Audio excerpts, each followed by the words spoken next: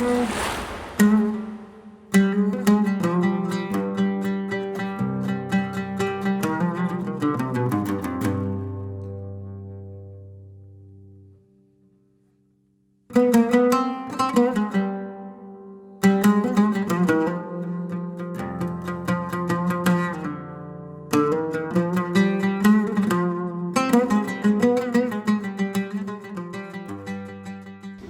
vais vous parler aujourd'hui de cette langue qu'on appelle Dalija, dialectale, etc.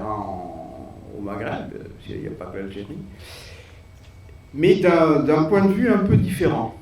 Je me suis intéressé à ces questions en tant que linguiste, et donc j'ai essayé de retrouver l'historique, parce que tout le monde sait que, entre guillemets, c'est un dialecte arabe, et donc une sorte de sous-langue de la langue arabe. Ça m'avait toujours gêné personnellement. Et puis voilà, donc je suis allé chercher un petit peu ce qu'il en était. Et j'ai creusé un peu dans l'histoire jusqu'à il y a 3000 ans, donc d'où le titre. Cette langue, elle est 3 fois millénaire, et c'est ça qu'on va découvrir un petit peu ensemble. Ce sera l'occasion de... Alors, que je me repère avec ça. Voilà. Alors, ça, c'est une photo de Carthage. Le site de Carthage est choisi ici parce que c'était un peu le lieu de naissance de cette langue. Vous allez voir comment et pourquoi tout à l'heure. Mais cette langue, pour l'instant, elle est un petit peu rejetée. Elle est un petit peu exclue par les institutions étatiques, qu'elles soient tunisiennes, algériennes ou marocaines. Pourtant, elle est là depuis 3000 ans et elle continue à survivre sous la forme qu'on appelle dialectale aujourd'hui. Mais vous allez voir qu'elle n'est pas si arabe que ça. Et enfin, les appellations que l'on donne sont importantes.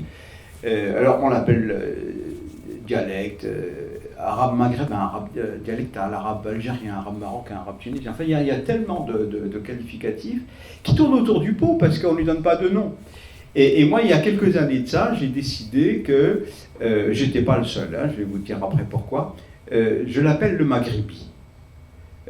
Pourquoi le maghribi? Parce que c'est la langue du Maghreb, et pas seulement de l'Algérie. Et donc, dans la langue qui est parlée par la majorité des Maghrébins, c'est le maghribi. On en reparlera après. Voilà un petit peu ce que je prévois de vous dire aujourd'hui. Il y a 10 points, mais ça c'est juste un repère. Vous allez voir après qu'on va pouvoir s'attarder sur les uns et pas sur les autres. Mais les repères historiques, commencez par ça, parce que c'est le point de départ de cette histoire. Ensuite, parler de cette langue qui est un peu à l'origine de la Dalija ou maghrébi contemporain, c'est-à-dire la langue punique.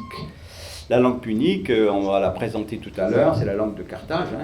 Carthage qui a été une civilisation extraordinaire qui a marqué pratiquement l'Afrique du Nord pendant, on va dire, 1500 ans pratiquement, voire plus.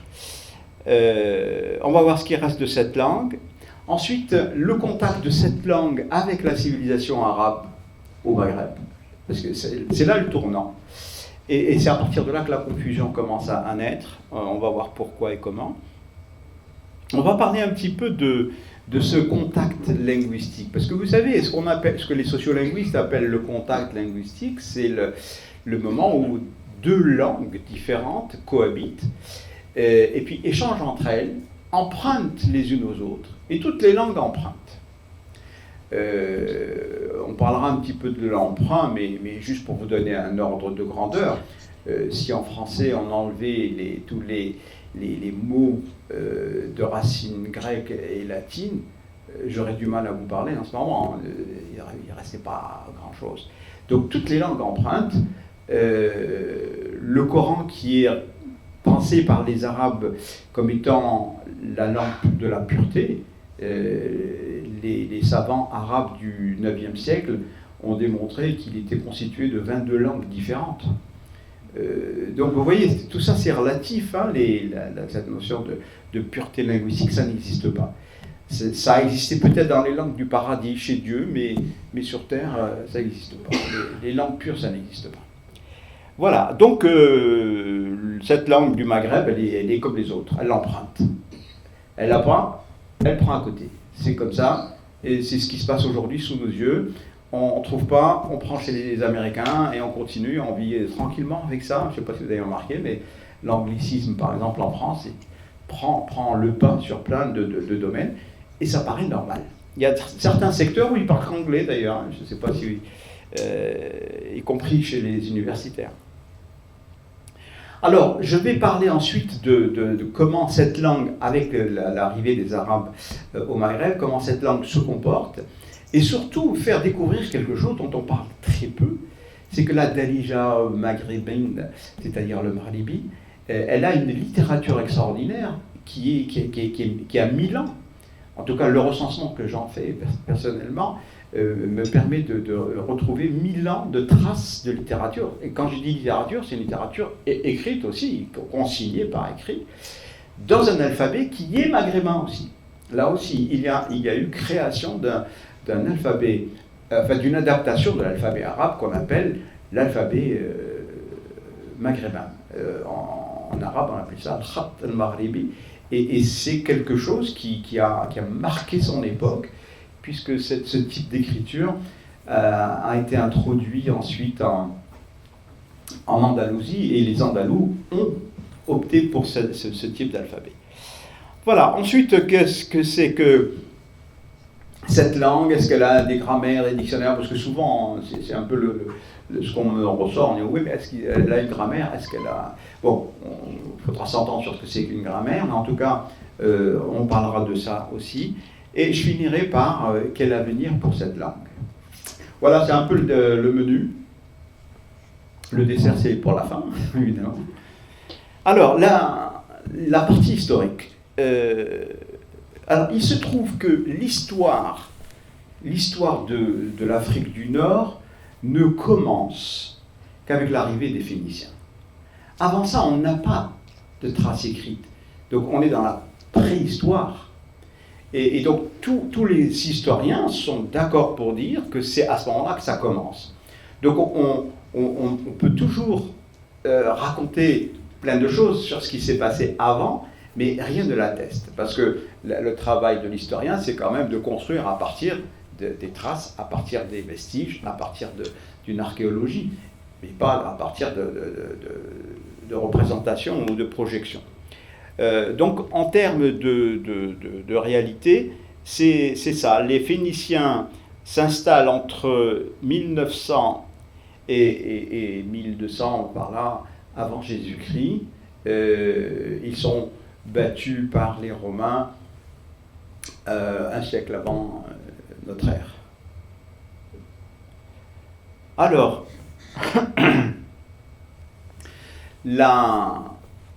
les Phéniciens, quand ils arrivent en Afrique du Nord, rapidement, vont rencontrer des populations diverses. Ils vont rencontrer, alors on a des traces maintenant, de populations qui parlaient bien sûr le libyque, c'est l'ancien berbère dont on parle de nos jours, mais aussi on a retrouvé beaucoup de traces d'hébreux. C'est pas étonnant si on comprend que chassés d'Égypte, ils sont plutôt venus vers là. On trouve des traces de grecs, de syriaques, d'araméens. Est-ce que j'en oublie encore? 7-8 langues qui circulaient dans cette région du monde. Deuxièmement, au-delà des langues, les populations, il y avait divers types de populations. Parce qu'on est quand même, on parle de 1000 ans avant notre ère, les frontières n'existaient pas, il n'y avait pas des États, des pays, donc là où les gens arrivaient, s'installer, ensuite c'était une question de rapport de force, si on restait ou si on était éjecté. c'est comme ça qu'on peut comprendre pourquoi il y a eu tant de mouvements de population et donc de langues, parce que moi c'est ça qui m'intéresse.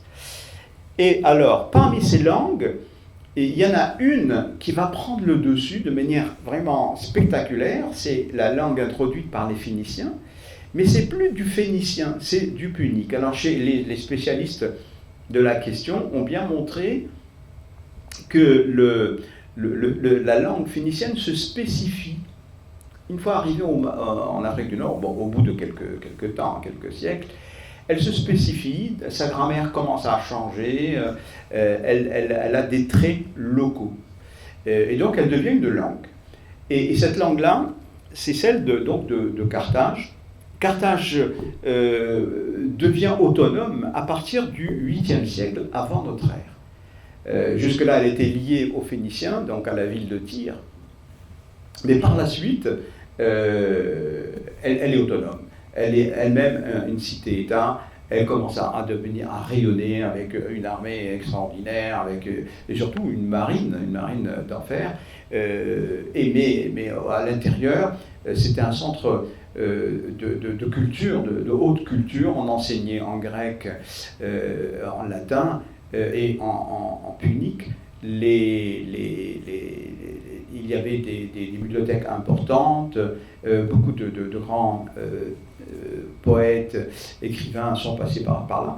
Donc c'est une période un peu minorée par les grands historiens, mais j'ouvre une parenthèse, là c'est parce que en arrière-plan, on a ce conflit entre Orient et Occident, et ça on va le retrouver et continue jusqu'à aujourd'hui, hein. Je referme la parenthèse, parce que c'est pas l'objet de la discussion, mais gardons-le en tête.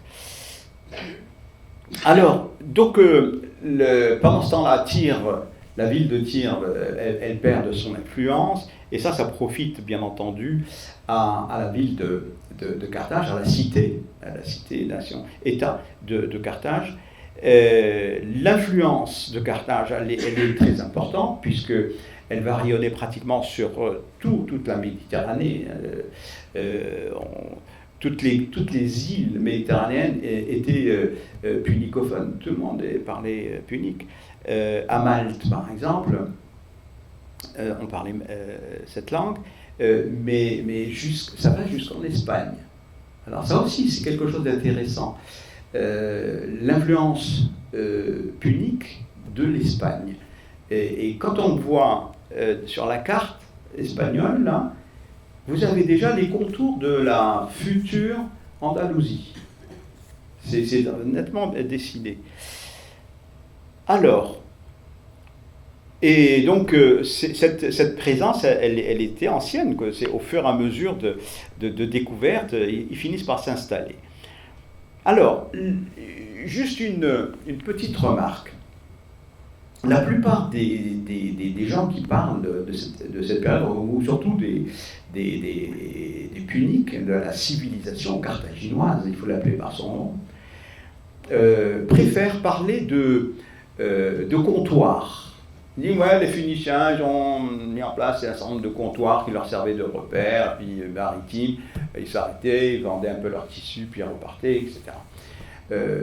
Ça, c'est une image fausse, parce que les centres où on retrouve les traces écrites de cette civilisation, notamment les tombes et les inscriptions, les dédicaces que l'on a sur des stèles, etc., montrent que, par exemple, il y a des endroits où on retrouve des personnes sur 4-5 générations. Un tel qui est le fils d'un tel, qui lui-même est le fils d'un tel, et puis on retrouve les tombes du père, des grands-pères. Ce qui veut dire que ce sont des gens qui étaient vraiment sédentaires, en tout cas pour plus quelques générations. Donc on est un peu loin de la notion de comptoir. Mais bon, Carthage est tellement importante qu'elle attire énormément de monde. Et alors là, on atteste effectivement beaucoup de berbérophones, donc de Libye, qui sont attirés, bien entendu, par ça, et ils vont s'installer un petit peu partout en collaborant avec les Carthaginois Et apparemment, ça se passe plutôt bien, parce qu'ils offraient, bien entendu, leur sécurité, mais apparemment, ils foutaient la paix aux gens, quoi. C'est-à-dire que les gens pouvaient vivre leur culture, ça ne les dérangeait pas. Donc on n'est pas dans la configuration contemporaine et moderne de la colonisation, comme on aimerait souvent le dire. Ce n'étaient pas des colons. Alors, le prestige de Carthage est tel qu'elle rayonne. Alors ensuite, bien entendu, elle rentre en guerre avec Rome, parce que la compétition sur le bassin méditerranéen était importante. Il y a plein de positions que Rome voulait reprendre à Carthage, et vous savez qu'il y a eu les guerres puniques qui finiront au détriment des Phéniciens, des Puniques. Alors juste une petite remarque en passant. Punique vient de la racine sémitique, dans les langues sémitiques, donc fanaq. Punique, c'est fanaq.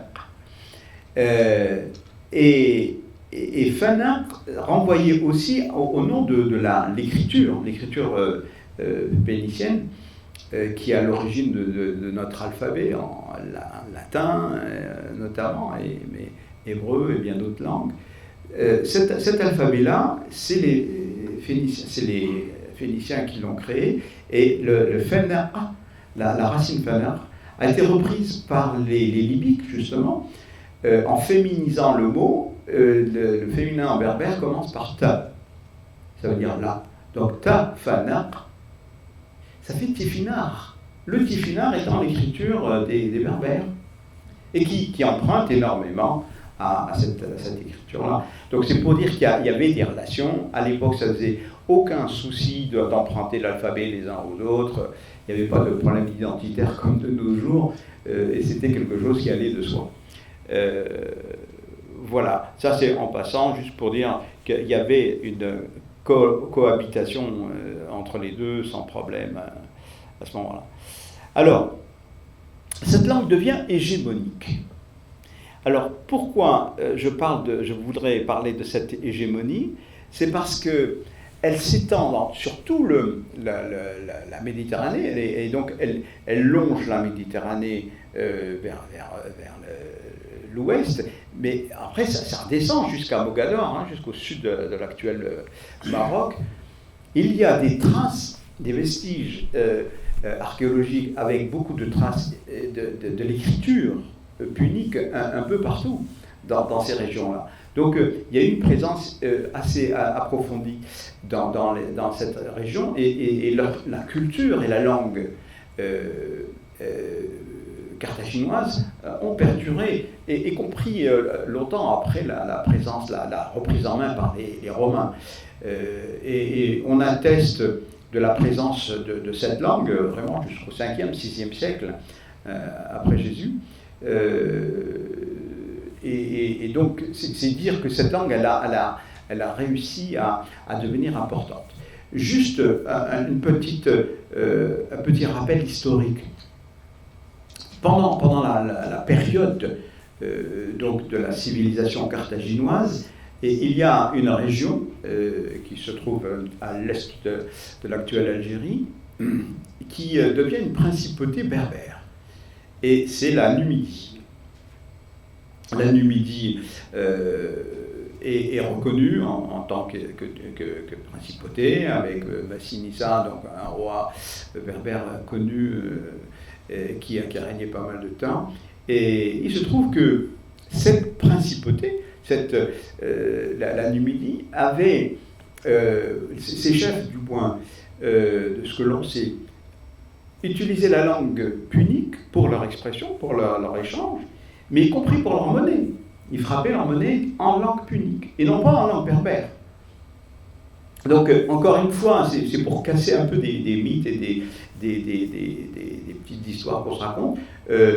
Cette langue punique était une langue qui était vraiment hégémonique, et accepté de plein gré. On n'a jamais forcé Massinissa à troquer sa langue maternelle, je ne sais plus laquelle c'était, parce qu'on sait de lui qu'il a été éduqué et formé en grec, en latin et en punique. La partie berbérophone, elle n'apparaît que peu, sinon aujourd'hui par les militants, mais pas, on n'a pas beaucoup de traces en tout cas. Ensuite, ce qui se passe de nos jours, c'est que cette langue punique a commencé à intéresser les archéologues un moment, mais il y a un intérêt de moins en moins prononcé là-dessus, à part les Tunisiens, ce qui est dommage, parce que sur 10 stèles qu'on rencontre en creusant, il y en a 9 qui sont en punique et une en tifinagh, en langue berbère. Donc c'est vraiment la preuve par l'histoire, par la pierre, que cette langue était vraiment bien ancrée. Alors j'insiste là-dessus, vous allez voir pourquoi, parce que une langue qui a un tel ancrage, d'une telle profondeur, ne peut pas disparaître comme ça du jour au lendemain. Hein. C'est un peu ça l'objectif. Voilà, bon, ça on l'a dit, c'est une langue qui est restée pendant plus de 1000 ans en tout cas, et donc elle a laissé une trace. L'Afrique du Nord est punicophile à ce moment-là, de manière dominante. Alors ce qui va se passer avec l'arrivée des Romains, c'est que la langue continue d'être parlée, mais l'écriture en caractère phénicien va disparaître. Progressivement, elle disparaît de la circulation. Elle est remplacée par l'alphabet latin. Et les gens, donc, ont latinisé, compris leur nom. Donc, je ne sais pas, Moussa, Moussaïus. Et alors, on trouve plein de choses comme ça dans les stèles où même j'ai retrouvé un poème où les prénoms sont des prénoms très latinisés comme ça. Mais l'écriture aussi, elle est latinisée. Alors ça va introduire des changements assez importants qui donnent du mal à retordre aux anthropologues et historiens qui travaillent sur ces questions-là aujourd'hui, parce qu'il y a beaucoup de sons qui ne sont pas transcrits avec l'alphabet latin. Je ne sais pas, par exemple, tous les H, les H, tout ça, ça disparaît. Et donc, il y a, la lecture va changer un petit peu. Et ça pose beaucoup de problèmes. J'ouvre une parenthèse, moi j'ai un jeune chercheur qui m'a contacté pour ça, parce qu'il fait une thèse là-dessus. Et il avait beaucoup de mal parce qu'il lisait des choses en punique, mais transcrits en caractère latin. Alors, il rencontre, je ne sais pas, par exemple, F, N et P. Alors, c'est quoi? Comment le lire? Et alors, on l'a vu, c'était parce que tout simplement, dans les langues sémitiques, on écrit juste avec les consonnes, mais pas les voyelles. Donc, si on vocalise, on va dire fanara ou fanir, founir. Mais quand on ne sait pas, quand on ne connaît pas la langue, on ne sait pas trop qu'est-ce qu'il faut mettre comme voyelle. Hein. Alors, tout est possible, mais alors, à un moment donné, ça devient illisible. Donc, je lui ai suggéré d'utiliser l'alphabet arabe. Parce que l'alphabet arabe reprend quand même les sons existants dans les langues sémitiques, donc c'est plus facile à découvrir. Et effectivement, ça met sur la voie rapidement. On va voir des exemples tout à l'heure. Voilà, donc il y a une évolution qu'on appelle le néo-punique. Donc le punique latinisé dans l'écriture et qui intègre des mots latins et surtout avec je ne sais pas si Zemmour était là-bas, mais ils ont changé les prénoms, quoi. Ils ont mis des prénoms latinisés. Bon, en tout cas, on a des traces assez nombreuses là-dessus. Voilà, alors maintenant, je vais vous parler de cette langue. Comment elle se présente. Alors, il faut savoir que dans les langues sémitiques, on vient d'en dire un mot, les gens écrivent de droite à gauche. Deuxièmement, on n'écrit que les consonnes. Sauf quand il y a vraiment hésitation et ambiguïté, on met une petite voyelle ou un signe. Ce qui veut dire que ce soit en araméen, en syriaque, en hébreu, en phénicien, en cananéen, enfin toutes ces langues de l'époque, les gens utilisaient d'abord l'alphabet disponible, et tous les alphabets utilisaient le même système, c'est-à-dire un système d'écriture simplement consonantique, et les voyelles, ben c'est ceux qui connaissent la langue sont capables de lire, ceux qui ne connaissent pas la langue ne peuvent pas lire. Et c'est un petit peu ça. Donc là, le punique est une langue qui ressemble à l'arabe et à l'hébreu et tout ça, c'est-à-dire que c'est aussi de langues qui s'écrit qu'avec des consonnes.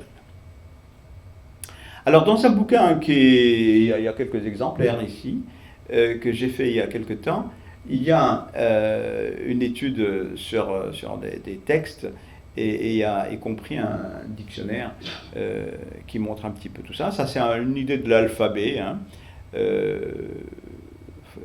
punique. Alors, si vous prenez tous les signes que vous avez là, vous les inversez, et vous avez votre alphabet latin contemporain. Hein. Parce que, au lieu d'écrire de droite à gauche, après ils ont écrit, c'est les Grecs qui ont commencé, hein. Ils ont écrit de gauche à droite. Alors, je sais pas, par exemple, le que, il est comme ça. Si on le met dans l'autre sens, ça vous donne le K que l'on connaît aujourd'hui. Le pour, le M, le N, enfin tout ça, c'est assez marrant hein, de faire cet exercice. Alors, là, je vous donne un peu une image de... Justement, je tire ça de ce bouquin, dans lequel j'ai fait un petit lexique. Et là, on voit... Alors, vous avez une colonne, la colonne à droite, donc c'est en français, la traduction. J'ai mis une colonne juste après, en transcription arabe. C'est pas vraiment des mots arabes, c'est en transcription. C'est pour permettre aux gens qui connaissent l'arabe pour que ça sonne un peu dans leur tête. Et en écriture phénicienne. Et ensuite, la dernière colonne à gauche, c'est la transcription en caractère latin. Alors, la dernière colonne à gauche, c'est un peu ce que rencontrent les chercheurs aujourd'hui quand ils lisent des gens comme Février, enfin tous les chercheurs qui ont travaillé sur les stèles, etc.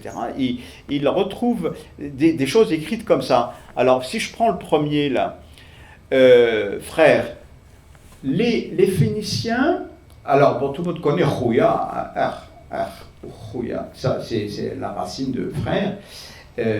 Les Phéniciens, les Puniques, pardon, n'avaient pas le son R. Donc c'est le son H qui se substitue à R. Donc au lieu de dire Khouya, eux ils disaient Khouya, en quelque sorte. Donc R, R. Mais en latin, en caractère latin, c'est le A, c'est l'alpha, le alpha, le A. Le A, on transcrit, je ne sais pas trop comment, puisqu'on n'a pas de voyelle. Donc c'est pour ça que j'ai mis un signe comme ça, c'est un point d'exclamation à l'envers. Et puis, H, juste H. Alors évidemment, quand vous lisez ça, vous dites, il a dit H, ça ne veut rien dire. Par contre, si on a déjà H, avec la transcription arabe, ça nous met quand même sur une piste sémitique. Et on sait à ce moment-là qu'on a une racine, un H, qui selon les régions, peut se prononcer H ou R. À ce moment-là, on commence à aller sur une piste plus intéressante. Et alors, en faisant un petit peu ce travail, je me suis rendu compte que il y a beaucoup de mots de la période punique qui sont restés dans la langue contemporaine maghrébine, parfois avec un petit changement de son, comme ça. Par exemple, ils disent plus Khouya, ils disent Khouya de nos jours. Alors, et quand j'ai fait, alors bon, là c'était deux petites pages pour expliquer un peu les choses, mais pour donner consistance à ce travail, j'avais fait une étude sur le Pénélus de Plaute, qui était un texte qui met en scène un Phénicien et qui le fait parler dans sa langue. Alors ça avait été travaillé par énormément de gens. Moi j'avais pris le travail de Snisser qui avait fait l'explication, la traduction, etc. Et j'ai essayé de voir un peu dans ce texte-là quel était le poids du substrat punique. C'est-à-dire qu'est-ce qui nous restait de punique dans ce qu'on peut comprendre aujourd'hui de ces textes-là. Et je suis arrivé à ce résultat. C'est-à-dire que j'ai 61% de mots, expressions, verbes, adjectifs, en fait, toutes ces petites choses qui constituent une langue, qui sont pérennisées. C'est-à-dire qu'on les a dans l'usage. Au Maghreb, on les a encore. 61%. C'est énorme. Je vais vous dire pourquoi c'est énorme en insistant là-dessus. C'est parce que si on compare par exemple avec le francien, l'ancien français par rapport au français contemporain, une étude que j'avais consultée il y a quelques années montrait qu'on était un peu moins de 17%. Vous vous rendez compte? Et là, c'est 61%. Alors, pourquoi? Je vais vous donner l'explication. C'est parce qu'une langue qui n'a pas été normée, qui n'a pas été prise en charge par une institution comme l'académie, etc., elle est un peu libre. Donc elle n'a pas ces contraintes en disant non, dorénavant on ne dit plus comme ci, dorénavant on n'écrit plus comme ci, etc. Donc elle est libre, elle reste toujours active. Et cette langue-là, quand vous voyez que la Dalija parlée au Maghreb, c'est 61% de punique, eh bien, vous vous posez des questions en disant mais attends, pourquoi on me dit que c'est arabe? Parce que arabe, c'est une langue sémitique. Le punique, c'est une langue sémitique. L'hébreu, c'est une langue sémitique. L'araméen, c'est une langue sémitique. Toutes ces langues, qu'est-ce qu'elles ont de particulier? C'est qu'elles ont quasiment les mêmes racines. Par exemple, si je prends une racine, me, le, que. Voilà, ça c'est une racine. Généralement, c'est 3 consonnes, hein, les racines des langues sémitiques. Ben, me, le, que, ça peut me donner ma, li, ka. Une reine. Moulouk, des rois. Mamlaka, alors, selon les langues, la façon dont on va mettre les voyelles sur les différentes consonnes, eh bien, ça va vous donner des mots différents. Mais c'est la même racine. Donc, quand vous avez une racine comme ça, en punique, Malaka, vous savez que Malaga, ça a donné le nom de la ville espagnole qui est Malaga, en sud de l'Espagne. Donc Malaga vient de Malaca, parce que c'était une ville créée par les Puniques. Et donc, les mots d'origine punique qui sont restés dans la langue contemporaine maghrébine sont nombreux. Ils ressemblent, et c'est là le problème, ils ressemblent au mot arabe. C'est à la fois un problème et une solution. Vous allez voir pourquoi après. Voilà, donc on retient que cette langue-là, elle a été dominante, que dans la langue contemporaine, eh bien, on a 61% de cette langue-là. Ce qui veut dire que, alors j'ai 19% de mots qui ont évolué. Je vais vous donner un exemple. Le mot, par exemple, le verbe invoquer en punique se disait qara'a. Mais par la suite, à cause de l'influence arabe, le mot qara'a en langue actuelle veut dire lire, faire une lecture d'un texte. Lire. Donc il y a un déplacement du sens. Alors des mots comme ça qui ont évolué, qui ont changé de sens, il y en a 19%. Alors, ça veut dire quoi? Ça veut dire que ces mots n'ont pas disparu. Ils sont restés avec un sens différent. Et dans toutes les langues, on a ça. Hein. Il y a des mots qui, il y a 3 siècles, 4 siècles, 5 siècles, voulaient dire quelque chose et qui changent de sens par la suite. Ça c'est assez courant dans les langues. Donc c'est quand même pas mal. Donc le poids du punique dans la langue maghrébine contemporaine est immense.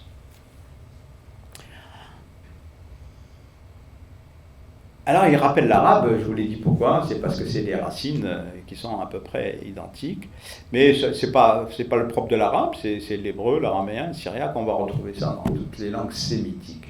Alors, il y a une petite remarque là-dessus.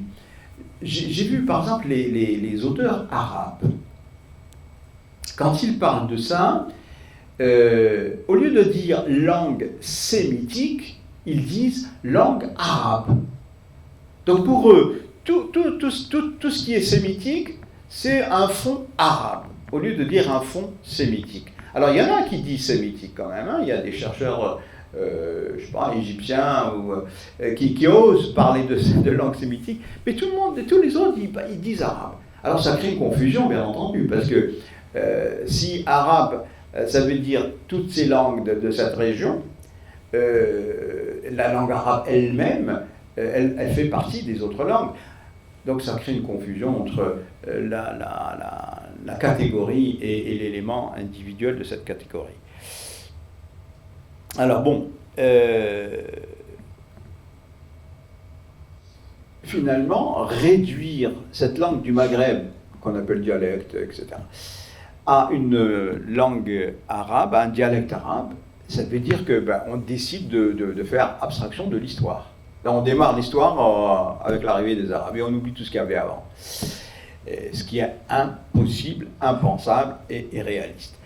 On est bien d'accord. Enfin, en tout cas, moi j'arrive à cette conclusion que ce n'est pas possible. Alors, là, l'arrivée des Arabes, là aussi il y a beaucoup à dire, mais moi je me suis amusé un jour à imaginer l'arrivée de ces Arabes. Ils arrivent au Maghreb, armés, pas armés, enfin, avec le Coran à la main ou autre chose, peu importe. En tout cas, ils rencontrent des personnes. Moi, tout ce que je sais, c'est que l'adhésion à l'islam a été rapide et assez large. Donc il a fallu discuter, il a fallu parler, il a fallu échanger avec ces gens-là. Si les gens étaient berbérophones à 100%, comme on vient de nous le raconter, moi je ne vois pas comment ils auraient pu échanger. Parce que franchement, la langue berbère, c'est une branche plutôt camito-sémitique. On trouve des racines communes, mais la plupart du temps, c'est d'autres racines, donc difficiles d'échanger. Jusqu'à présent, d'ailleurs, on a du mal en Afrique du Nord à échanger avec les berbérophones, sauf si on connaît leur langue. Donc, tout ça, ça veut dire que lorsque les Arabes arrivent, ils rencontrent des gens qui parlaient une langue sémitique proche de la leur. Et cette langue sémitique, c'était celle qui, depuis 1500 ans, était déjà là. Cette langue, c'est le punique. Voilà. Donc, les Arabes rencontrent des puniques qui parlent une langue sémitique proche de la leur. C'est ce qui favorise l'échange, c'est ce qui favorise l'acceptation de cette religion qu'ils amènent. Et ça, c'est une vision de l'histoire différente qui va relativiser, qui devrait relativiser peut-être les choses. Alors, les Maghrébins, donc entre le 8e et le 9e, 10e siècle, élaborent un alphabet arabe à eux. Donc là, c'est un exemple de cette graphie, donc avec une calligraphie un peu particulière, mais qui était tellement belle que les Andalous l'adaptent et l'utilisent chez eux. Et c'est ça qui lui a donné ses lettres de noblesse, hein, c'est grâce à la civilisation andalouse. Voilà, donc la langue punique est là, arrivent les Arabes, ils rencontrent des gens qui sont majoritairement punicophones. Je ne dis pas qu'ils y avec ça, mais elle était hégémonique, cette langue, donc tout le monde la parlait ou la comprenait ou l'utilisait. Bien entendu, les poches berbérophones n'ont pas bougé, au contraire, eux aussi ont participé à cette diffusion de l'islam même. Et donc ce qui va se passer, c'est que tout d'un coup, des savoirs nouveaux vont être introduits dans la société. Des savoirs différents, d'abord juridiques, religieux, administratifs. Donc les Arabes vont venir avec des pratiques nouvelles, des pratiques institutionnelles nouvelles. Et tout ça, ça va introduire la langue arabe dans la société maghrébine à côté des langues parlées par les gens. Donc il y a une cohabitation des deux langues. Et s'il n'y avait pas eu cohabitation de ces deux langues, c'est-à-dire de l'arabe et du maghribi, alors autant l'appeler par son nom pour être sûr qu'on ne mélange pas les trucs, c'est que c'est parce que ces deux langues étaient nécessairement solidaires. L'arabe n'aurait pas pu avoir l'impact qu'elle a eu en tant que langue au Maghreb si les Maghrébins ne parlaient pas une langue proche et la comprenaient partiellement. Et ça, vous pouvez comparer par exemple avec ce qui s'est passé en Iran. En Iran, c'est pas la langue arabe qui a dominé, pourtant ils ont adhéré à l'islam de la même manière, mais aussi dans d'autres pays comme en Asie et ailleurs. Donc il y a bien eu un cas particulier, c'est que l'arrivée de ces Arabes au Maghreb est facilitée, et leur pénétration est facilitée parce que l'échange, la communication était possible avec les autochtones qui, eux, étaient à prédominance punique. Donc la langue punique au contact de l'arabe va évoluer comment? Parce qu'on introduit des études juridiques approfondies, on forme des gens, il y a l'administration aussi avec sa terminologie, il y a aussi un certain nombre d'espaces de savoir, je sais pas, la médecine et autres.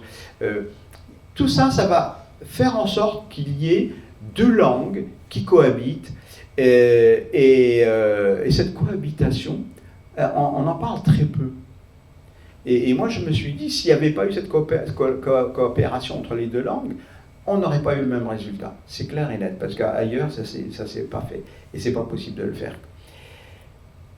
Après, on pourra parler de ça, si vous voulez, sur l'impossibilité, par exemple, vous savez qu'il y a un mythe qui consiste à dire les Arabes sont arrivés, l'Afrique du Nord était berbérophone, et puis tous les berbérophones se sont mis à parler l'arabe.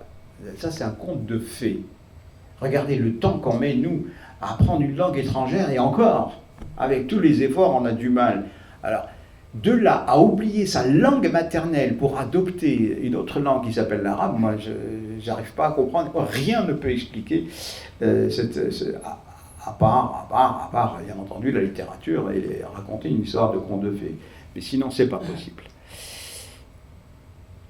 Donc la cohabitation entre les deux langues, elle est relevée par un certain nombre d'auteurs, dont Ibn Khaldoun, on en parlait hier avec notre ami. Alors, maintenant, il y a un paradoxe dans cette histoire que je voudrais mentionner. C'est que, autant les Maghrébins avaient une langue proche de l'arabe, qui emprunte à l'arabe énormément, parce que tous les termes juridiques, etc., on ne les avait pas, les termes religieux, on ne les avait pas. Donc il a fallu les introduire. Ça, c'est une chose. Mais deuxièmement, les Maghrébins avaient leur propre système d'écriture, donc ils étaient capables d'écrire et de laisser des traces aussi. Mais le problème, c'est que l'écriture a pris le dessus au profit de la langue arabe, pour des raisons donc de circulation de l'information administrative et religieuse. Et donc, y compris l'écriture maghrébine a servi plus la langue arabe que la langue maghribi. C'est un paradoxe. Et de ce fait, il y a eu ce que les sociologues ont appelé une diglossie. Vous savez, une diglossie, c'est lorsqu'il y a deux langues, une langue est choisie pour la littérature et les choses hautement recherchées, et puis une langue basse qui est celle du peuple, celle des blagues et tout ça.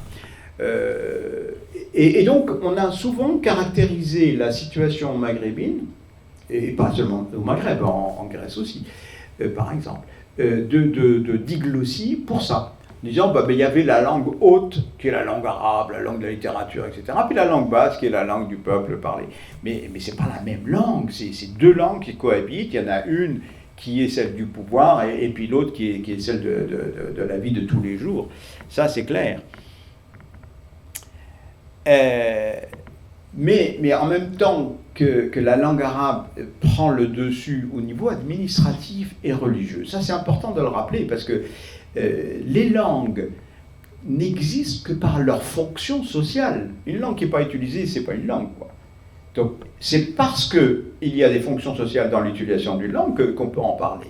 Mais quand on fait le répertoire des usages, eh bien, on va se rendre compte que la langue arabe au Maghreb, et ça continue, hein, c'est les espaces religieux, juridiques, et certains espaces scientifiques.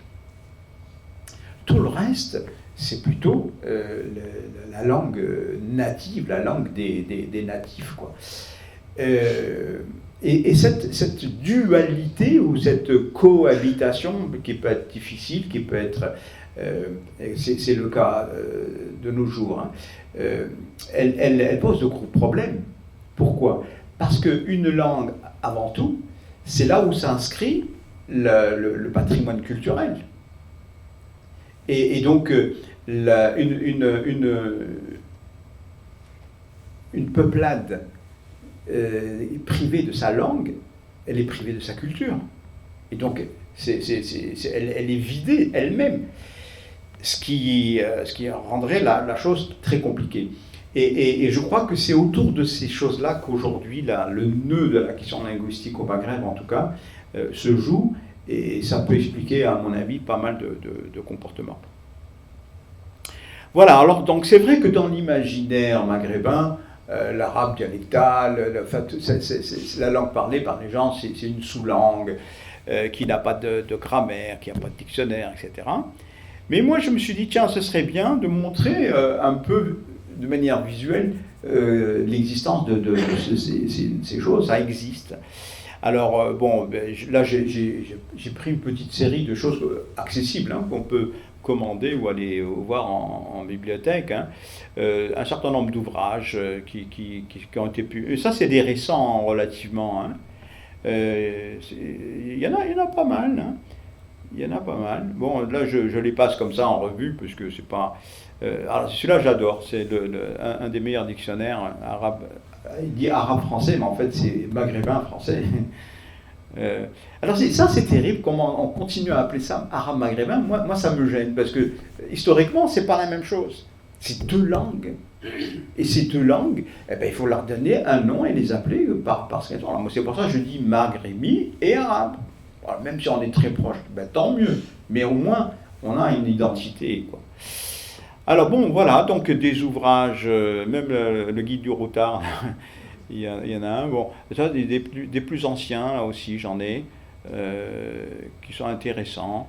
Un dictionnaire des années 20. Et ça, c'est une série d'ouvrages à moi sur cette question-là. Hein.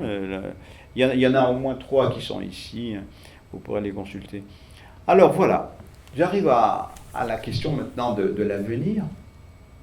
Une fois qu'on a dit tout ça, que cette langue maghribi ou maghribi, alors je vais vous dire, maghribi, c'est le nom de la langue que j'ai choisi. Je ne l'ai pas inventé. C'est vrai, j'ai enseigné en Palestine, et quand j'étais en Palestine, j'avais rencontré beaucoup de collègues linguistes. Et quand ils parlaient de l'Afrique du Nord, ils disaient vous parlez le maghribi. Ah oui, tiens, ils disent les Maghrébins parlent le maghrébin. C'est logique, ça. Les Français parlent le français, les Grecs parlent le grec, et bien les Maghrébins parlent le maghrébin. Et je me dis, mais pourquoi j'ai jamais pensé à ça, moi ?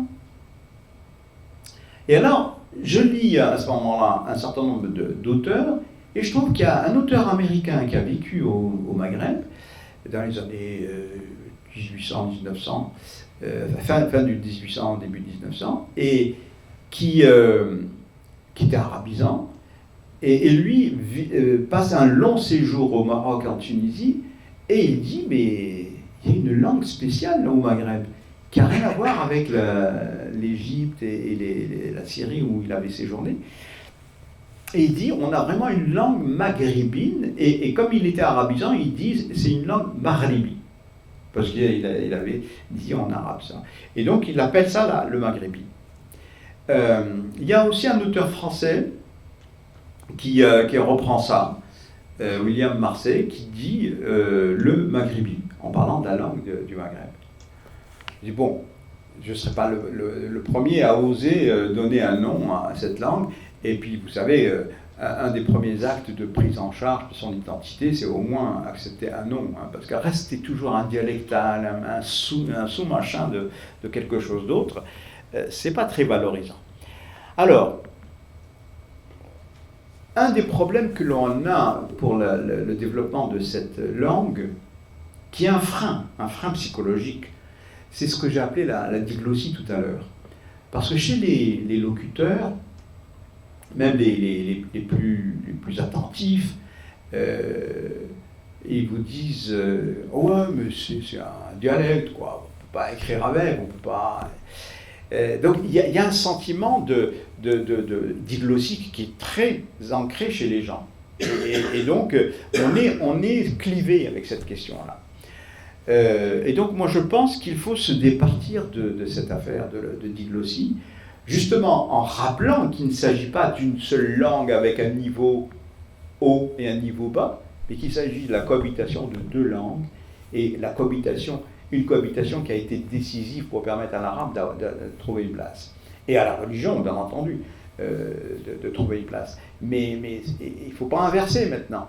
C'est pas parce qu'on a toléré ou que cette cohabitation a été possible qu'il faille renverser la vapeur et puis écarter complètement la langue locale. Et on ne peut pas l'écarter. On pourra en discuter tout à l'heure sur un plan plus neurolinguistique, pourquoi ce n'est pas possible. Hein.